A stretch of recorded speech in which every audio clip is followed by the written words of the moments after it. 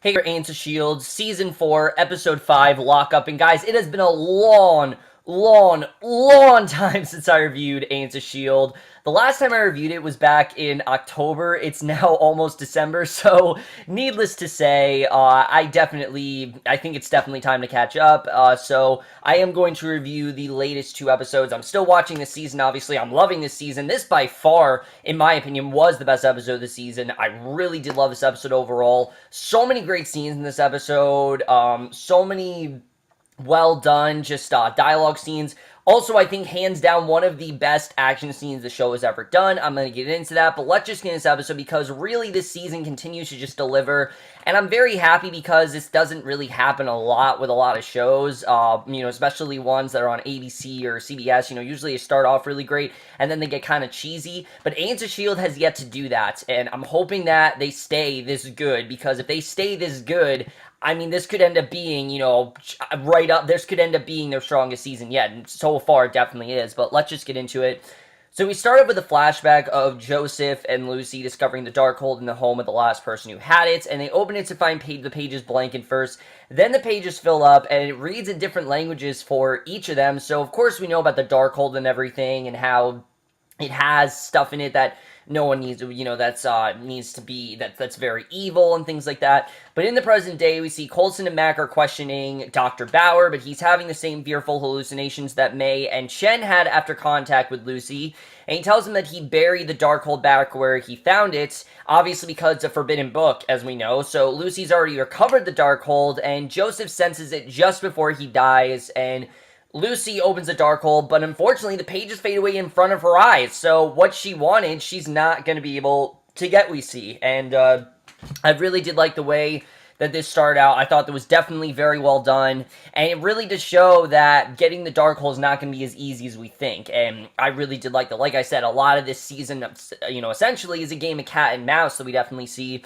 But on Zephyr 1, Coulson doesn't want to tell Director Mace about the Darkhold because he's not really sure that they can trust him. And that's a big part of this episode is, can we really trust Director Mace? Even though he is the director, is he really looking for with our best intentions? Is it really something that does he care about us, or is he just doing it for himself? Does he really care about us? And Mac wants to go talk to Morrow again, but Coulson's going to take Morrow out of prison because they feel that Morrow is someone that they can get into his head, and he knows a lot of what's going on, as we know. So Robbie wants to go with them, but after arguing, Coulson makes him sit clear that he's to stay on the Zephyr, probably because he just doesn't really trust Robbie yet. And I get why Robbie obviously wants to connect with Morrow, but as we know, Morrow wants nothing to do with Robbie. He resents Robbie. He wanted him out of his life, and it's just not really going to do any good if Robbie goes tomorrow again. So Robbie fumes, talks to Daisy, and I like that Robbie was genuinely angry. Like, you can understand, even though this is someone who really wants nothing to do with Robbie, he still wants to be close with Morrow. But she tells him that he's better trusting S.H.I.E.L.D., and Robbie is convinced that Daisy trusts S.H.I.E.L.D. herself, which, yeah, I don't really think she does. I mean, she left for a reason, definitely, so I don't really think she trusts S.H.I.E.L.D. either.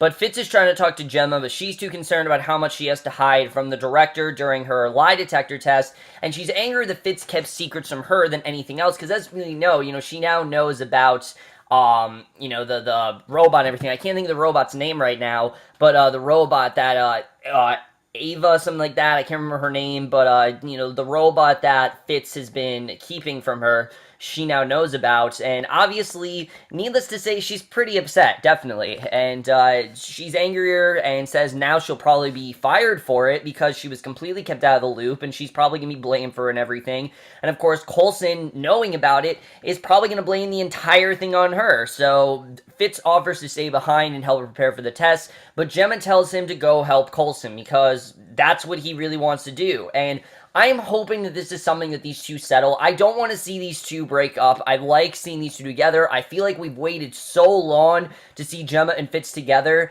that breaking them up would be a huge mistake if they did that. So I really hope they keep them together because it really wouldn't make sense if they didn't. I just think it would make more sense to keep these two together, but we'll have to see. Ada, that's her name, Ada. So May and Coulson arrive at Southridge. They bicker back and forth comparing their near-death or outright death experiences because that's now something they can bond with, is that they've both have died so many times. Coulson a lot more than May, but they meet with the warden, but May senses that something's wrong. The warden's being influenced by Lucy. It's clear that the warden doesn't want them there, and he pulls out a shotgun and attacks, and the guard joins him, and May and Coulson fight them off, but Coulson making use of his hard light hand shield, and they barricade themselves in the warden's office and contact Mac for help with extraction.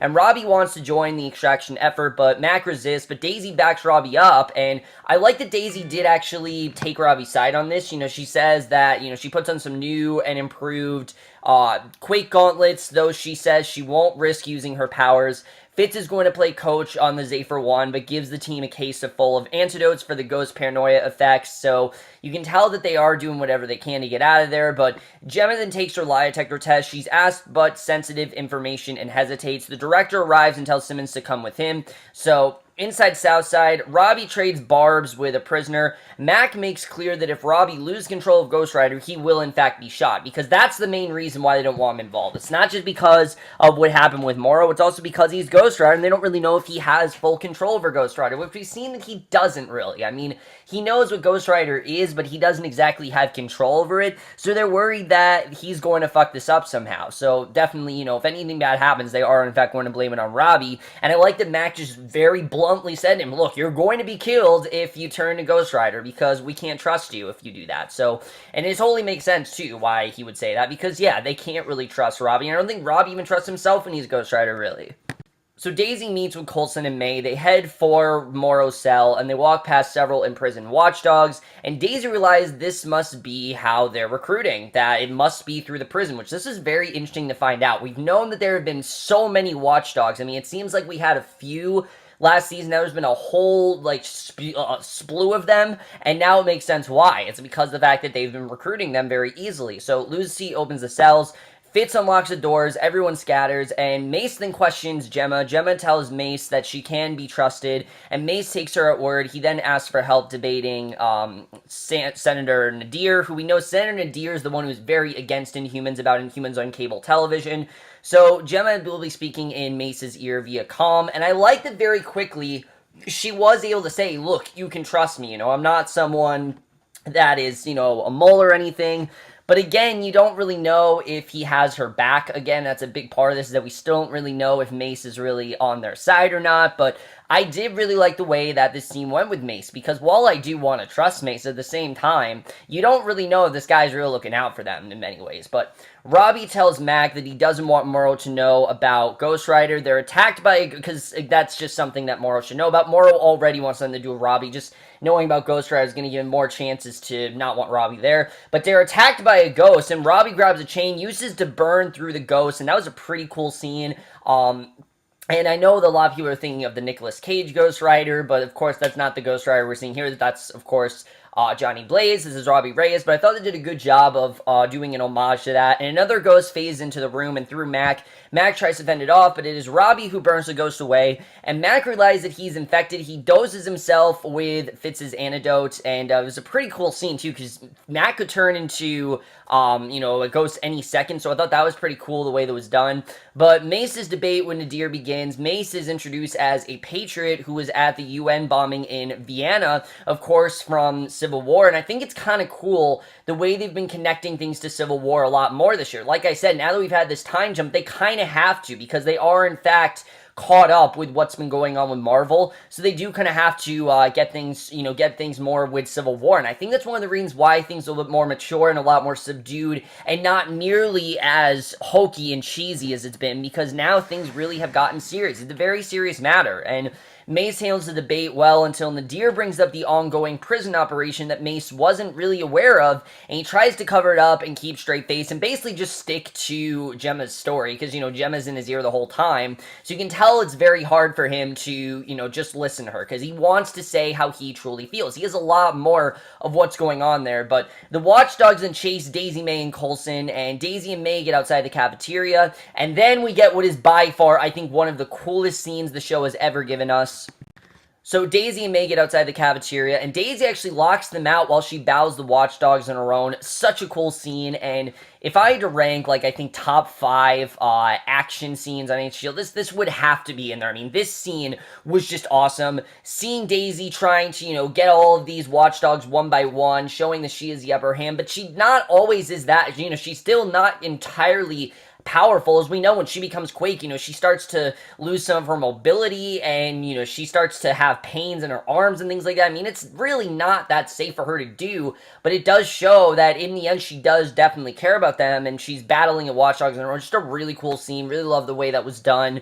And seeing Daisy, May, and Coulson trying to run away, I just thought all of that was really cool. But Robbie and Macton find Morrow. They blow his cell door, and Morrow's hesitant to go with S.H.I.E.L.D. He really doesn't know if it's the right thing to do. But when he hears that Lucy's there, incorporeal, and has the Darkhold, he does agree, because obviously he trusts them more than Lucy. But Nadir then calls Mace personally as not the man for the job of leading S.H.I.E.L.D. and protecting humanity from Inhumans. And I feel like a lot of people judged Mace pretty quickly, like in general, like people who have watched the show judged Mace really quickly. So I understand why Nadir's saying that, but of course we understand why Mace is the director of S.H.I.E.L.D. And despite Gemma's cautioning him to stick to the facts, he actually does go public and he says everything. He even says that he's an Inhuman. And he tells all. So whether or not this was the right thing to do, now there's no going back. He just told her everything. Literally didn't hide anything, and you understand why. Again, like I said, Mace had his own agenda. Mace wanted to stick to the story as much as he wanted to stick to the facts. Instead, he needed to tell the truth, and obviously this definitely changes the way Nadir is going to look at him, and definitely makes him more of a target than he already was. So, I mean, Mace is definitely, he's good at being a leader. He's just not really the most competent, I think, and definitely doesn't really have as much patience as Coulson does, so you can definitely tell why him being the leader is really not the best thing for the team. But either way, we see May, she admits to Coulson that she saw him just before she died, and they make their way up through the trash chute to the cafeteria just in time to save Daisy. She's angry, says she didn't ask for help, and just everything about that scene again, I just thought was so cool. I really did love that. And I did like that they did in fact save Daisy then, but she didn't really want their help. Like, she wanted to do this on her own. She even said to them, this is my fight. Like, and she wasn't doing it for them, she was doing it for her. Like, she's an Inhuman, she's gonna fight against the people who, most hate Inhumans. And I just thought it was a really well done scene, and I like that in the end, Daisy didn't win necessarily. Like, she did not get to really complete that fight. I thought it was kind of cool to see. And Lucy's then angry when she finds Morrow's cell empty. A prison riot is broken out, and Robbie passed the inmate he talked to earlier. He tells Morrow to keep going while he goes back to satisfy Ghost Rider's thirst for vengeance on the gangster, and the prisoner says he's reformed. Robbie remembers the hit the criminal ordered on himself and Gabriel, leaving Gabe paralyzed, and the man says it wasn't him who ordered the hit, but now no one will ever know it was who it was, all because of the 5th Street Locos were killed by Ghost Rider. So now we know how Gabe got in that wheelchair, which I don't think we knew this before, but yeah, in fact, it was a criminal that ordered on himself, and that's why what's really going on there. That's why Robbie does what he does. And Robbie actually does transform into Ghost Rider. He burns the Loco's leader, and as he walks out of the prison, the prisoners all lock themselves back in their cells, obviously terrified, knowing that someone is after them. I mean, obviously, and I like that Robbie actually was the one to finish in the end. Like, even though Daisy said this is my fight, Robbie was actually the one that freed all of them. I thought that was a really well done scene. It actually shows that Ghost Rider does have some use, even though they didn't think he did. So S.H.I.E.L.D. arrives at Mace to contain the prison situation, but no one knows what happened to Morrow, obviously because they weren't there. But Lucy catches up with Morrow and takes him hostage, and obviously is going to try to get into his head, because she knows, for some reason she needs him there. We don't really know why, but Mace meets with Gemma, thanks her for her help. However, her polygraph showed irregularity, and Mace wants Gemma to take it again. Gemma calls him out on lying about being a hero in Vienna, and Mace exempts Gemma from future lie detector tests, so something about Mace I just don't really trust. I feel like he definitely has some bigger game at play, and I don't think he's evil. I don't think that's what he is. I think when he says, I want to help the Inhumans, I think he's sincere. I just don't really think he's really looking out for this team. Like, I don't really think he's looking out for Coulson or May or Gemma or any of them. I don't really think he's on their side necessarily, so I don't really trust him right now, especially when we get to the end scene. We'll get into that, but May finds Daisy sing alone the hangar. May tells her the aloof act doesn't work because Coulson cares and he didn't give up on the people he cares about and that she genuinely can trust him. You know, Coulson and Daisy has always been such a big part of the show. They've always had this like father-daughter type dynamic, and seeing those two so distant and seeing Daisy kind of resenting him really is quite heartbreaking, honestly. I mean, I've always really cared about these two. I've always loved their relationship, and to see it kind of in shambles this season is just really sad to see. But May tells Daisy that Lincoln wouldn't want Daisy killing herself over what happened, and Daisy says, even though Daisy kind of does understand what May's saying, she says she's seeing this operation through, and then she's gone. And it really does show that Lincoln being killed, it's just not going to get Daisy back. There's nothing they can do to get Daisy, as of right now at least, there's nothing they can do to get Daisy back. And I like this. I like that Daisy seems to be on the run. Like, she still doesn't really want to be involved in this, and she's only there for Robbie's sake. But after Robbie's out, she's done. After that all goes down, she's done, and then she's gonna leave. So I really do believe Daisy when she's saying that, and I like that Daisy still is looking out for her best interests and isn't really listening to the rest of the team. I can totally understand why, obviously. But Coulson then tells May they found Morrow on the camera footage being taken away by Lucy in an ambulance, and Lucy then returns with Morrow to their lab, and she needs Morrow to read the Darkhold because she can't. She wants them to fix her and then to finish what they started, and Morrow then opens the Darkhold. The words return, so we don't really know how Morrow did this exactly. I don't know if he has some sort of power, if he himself is an Inhuman. I'm starting to think that maybe that could be the case, but definitely something more is going on Morrow than we think. Somehow he's able to get these words to return. We don't really know, but I think that definitely is going to be very interesting. But then we get to the end of this episode, which this was definitely very interesting. Mace meets in a car with Saren and Deer, and this was not something that everyone else told him to do. This is something that he did on his own. She even says, you could have just called me, and she shows him camera footage she found the operation at Southside, including footage of Coulson and May with Daisy, Ghost Rider, and Ghost Rider's charred victims. Now, how she found this, I have no idea, but she warns that this footage will go to ABC News in 2 hours, and Mace asks what Nadir wants, and that is the way the episode ends. I don't know where this is going to go, but very interesting stuff overall. Let's just get in this episode and talk about where I think we're going to go, even though this episode aired 2 weeks ago.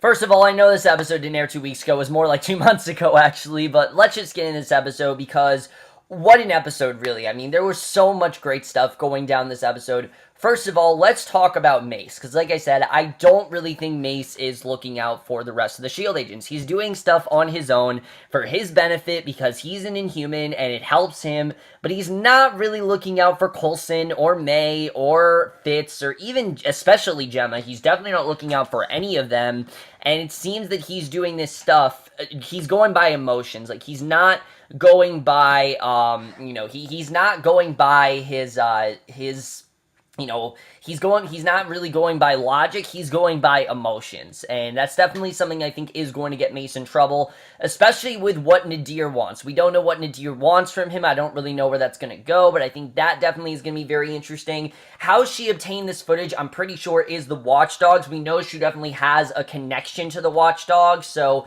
definitely something is going to happen there, but we'll have to see where that's going to go, because that's definitely going to be very interesting. As far as this whole thing goes with Morrow, what exactly does Morrow have to do with the Darkhold? I mean, clearly there's more going on. Like I said, maybe he's an Inhuman, maybe he just has more power. I honestly don't know, but there's definitely more going on Morrow than we think. There's definitely more going on there, and I'm very much looking forward to seeing what that is, because right now I have no idea what's going on Morrow. I just feel like he has more power than we think he does, and we'll have to see what that's all about, because that definitely is going to be very interesting, and I think definitely Morrow is going to play a bigger role in this at some point. I just don't really know exactly what he's gonna do, but I like that Daisy is still going on her own. Like, she's still going rogue, she still doesn't really want anything to do with the team, and she's just kind of there for Robbie, because Robbie needs her, and she feels like they have this connection, and once Robbie's done, she's also done. And again, it's very sad to see her not have that bond with the team.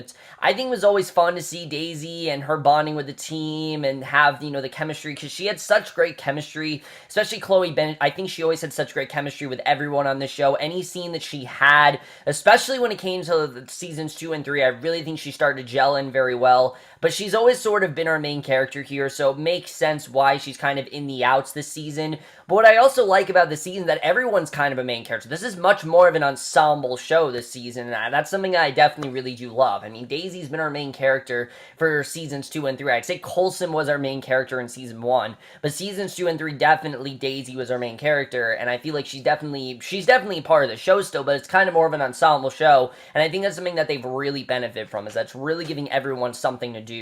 I'm really worried for Gemma because, as we know, Mace is not trusting her, and Gemma has a reason not to trust him, but especially when it comes to Ada, anyone's going to blame that on her. I mean, they don't know what was really going on there. They don't know that Radcliffe and what Radcliffe and Fitz were up to, what their whole, game plan was with her. So this could really get her into trouble. I don't really know where that's going to go. I'm hoping things go well for her, but I don't really know. That's definitely going to be very interesting what ends up happening with that. I like finding out more about Gabe and why Robbie went on this mission in general. Just some really good stuff. And Gabriel Luna continues to kill it this season. I'm loving everything about that actor. He really is doing an incredible job.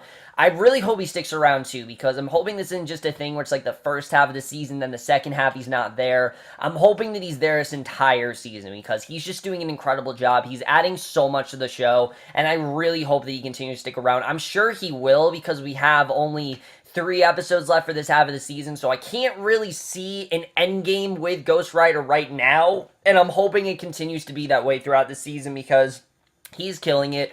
I'm loving what we're seeing him, and I think in general, he just is becoming a really great character, and I'm really loving what they're doing with him this season.